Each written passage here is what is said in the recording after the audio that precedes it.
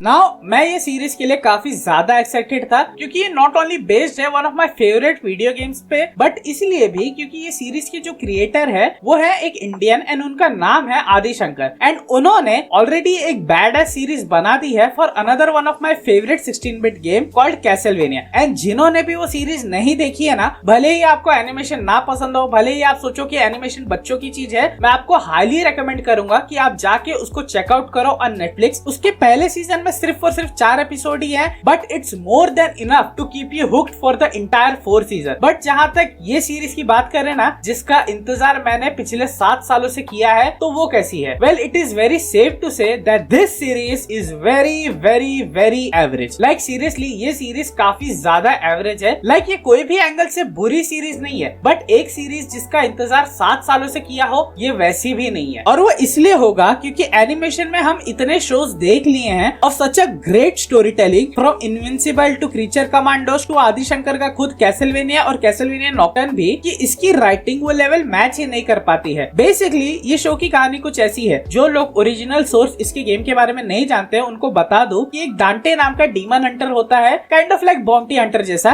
And उसके पास एक emulate होता है जो उसको उसकी माँ ने दिया होता है, एंड जो कि एक वन ऑफ द मेन की होती है जो अर्थ और हेल के बीच का दरवाजा खोल सकती है। बट डांटे को इसका कोई आइडिया ही नहीं होता है। सेम वे जैसा उसको ये भी नहीं पता होता कि वो एक पावरफुल डीमन नाइट वॉरियर का बेटा है कॉल्ड स्पार्टा। फिर ये सीरीज में एक लिटरली बनी रैबिट आ जाता है, एंड आई मीन लिटरली एक बनी रैबिट आ जाता है, एंड वो डांटे का एमुलेट लेके हेल और अर्थ के बीच का गेट खोलना चाहता है, जो डांटे के बाप स्पार्टा ने एक टाइम पे बंद कर दिया था, to save the humanity from the evil king of hell Mundus. And उसमें भी एक और चीज है कि डांटे का एक भाई भी है जुड़वा, एंड इन दोनों का रिलेशनशिप वैसा ही है जैसा विन डीजल और रॉक का है एक दूसरे के साथ। मतलब ये दोनों एक दूसरे को जरा पसंद नहीं करते। नाउ आई नो ये स्टोरी सुनने में काफी ज्यादा ही बॉन्कर्स लगती है, बट बिलीव मी, जब आप गेम खेलोगे ना, तब आप इसी स्टोरी को सिटीजन केन समझोगे उसके कंपैरिजन में। बट दैट्स द पॉइंट, ये सीरीज बेस्ड है एक जापानीज वीडियो गेम पे, which means it is going to be over the top, way over the top then MBK pushing the train backward with his finger. But इसका मतलब ये नहीं कि इसका एग्जीक्यूशन एकदम ही अंडरवेलमिंग होना चाहिए था। और अगर इसको मैं कंपेयर करूं कैसलवेनिया के मुकाबले, तब तो ये और भी ज्यादा अंडरवेलमिंग है। एंड मैं इसका कंपैरिजन कैसलवेनिया से इसलिए कर रहा हूँ बार बार, क्योंकि ये सीरीज का बेस्ट यूएसपी ही यही था कि ये कैसलवेनिया से कनेक्टेड होने वाली है, but it didn't hit the same punch for me, क्योंकि ये सीरीज सिर्फ और सिर्फ गेम के फैंस के लिए ही बनी है। एंड इसलिए नॉर्मल पब्लिक इसे इतना ज्यादा सेलिब्रेट नहीं करेगी जितना उन्होंने इनविंसिबल को किया था। And also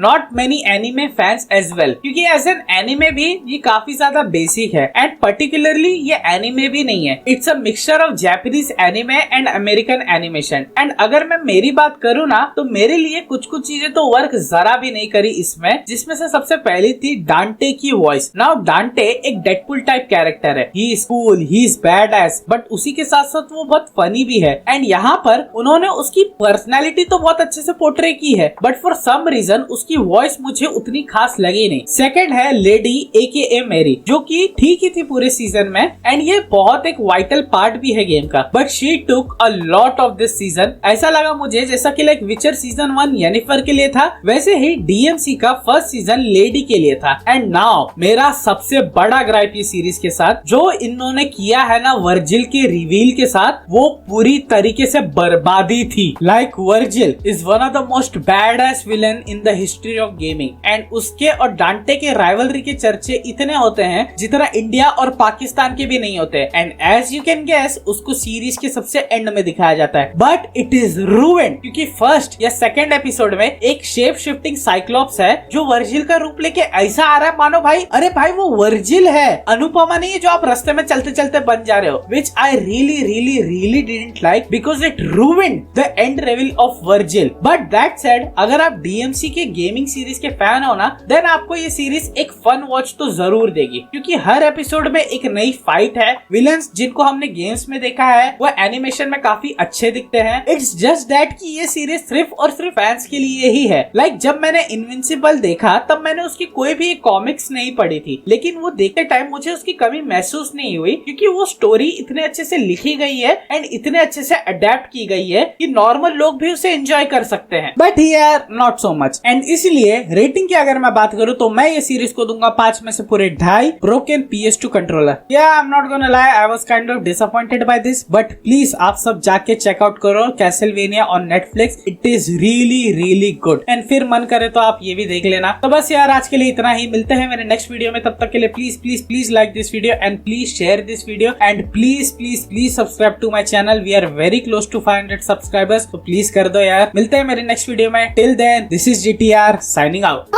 I mean really wow, ये मूवी एक नई डेफिनेशन देती है of not giving an F वाले स्टेटमेंट को फ्रॉम इट्स